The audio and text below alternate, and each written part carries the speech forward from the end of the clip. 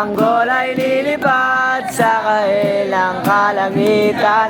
Paalam na nga ba sa ating nakaraan? Ngunit saan man tayo iba ng amiyan, di ba papalit ang pagkakaibigan?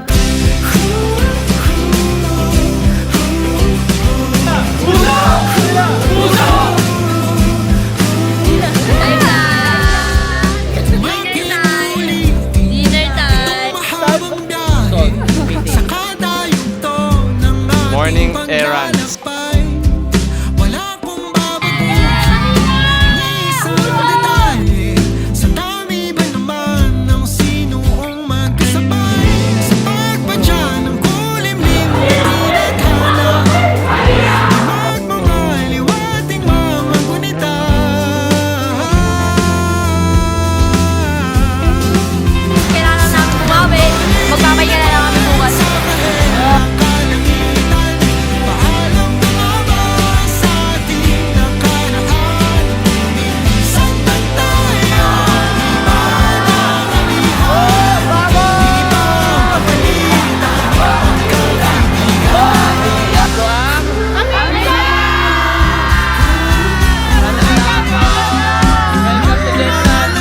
Experiencing the food and the community here in General Santos City. May tamis at bait, babalikan, tambayan at tindahan, kwentuang magdamagan, nung bata pa. At ngayon, this is the beauty of our sport. We're not competing lang, we're also uniting. Ang Bisaya at Tagalog ay nasa isang bus lang. Saranggol ay lilipad sa kahilang kalangitan. Paalam na nga ba sa ating nakaraan? Ngunit saan tayo iba ng amihan, di ba papalitan Tara. pagkakaibigan? Ronnie! Oh, magpakabusog kayo. Huling gabi nyo na to.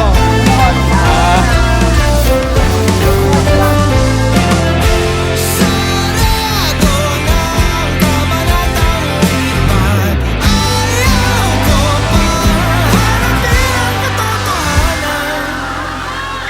Hindi na tugma patutunguhan.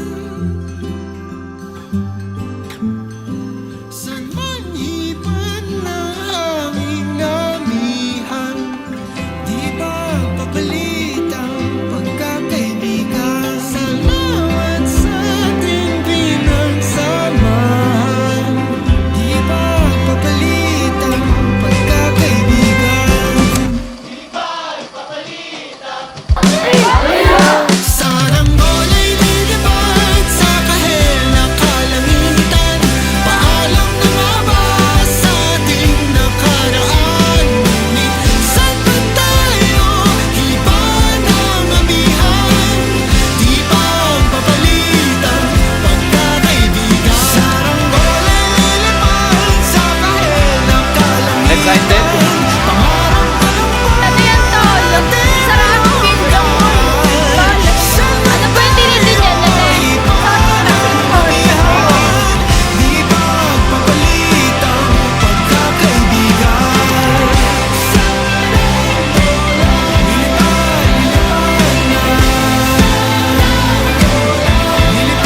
Lilipad na kailang kulay ng kalangitan. Lilipad na. So, andito pa rin tayo sa General Santos City and nagpapasalamat kami kay Ma'am Irma, kay Sir Ricky. Sila yung nagpo-provide sa amin ng nutrition para makapaglaro ng maayos yung mga players natin. So, the whole week, sa kanila kami nagpapakater. Shout out, Ma'am. Maraming salamat po, Ma'am. Thank you very much. Good morning, everyone. So, this is our last day dito sa General Santos City. Maraming takeaways na personally, madami akong natutunan. And hopefully yung mga players natin marami rin natutunan sa campaign natin. So what we did is not just only playing, madami kaming ginawa for the players para ma-appreciate nila yung hard work and dedication na ginawa nila para maging part ng campaign na ito. And hopefully, katulad ng sinabi ko sa first day of our stay dito sa General Santos City, binigyan natin sila ng workshop and sinabi natin na sana magkaroon sila ng travel bag para they will never stop doing their best effort para ma-experience nila yung best for them. So what we did is binigyan natin sila ng best experience. We did some workshop. We went to many places, beach and some buffet para makita nila yung ganda na yung pagsusumikap nila na mag-training and do their best inside the court, and then there will be a rewarding experience para sa kanila. So thank you Manila for giving us the opportunity to play dito sa Batang Pinoy, and thank you for all our sponsors, Miss Yati for supporting the Tondo FC. Thank you very much Sir Francisco Dizon and Lumetic. Ayan sila, MGD. So yan, yung sa shoulder ko, which is MGD. Ito yung tournament na ginagawa namin for Miguel Dizon. Sir Frank, maraming salamat po for supporting our team.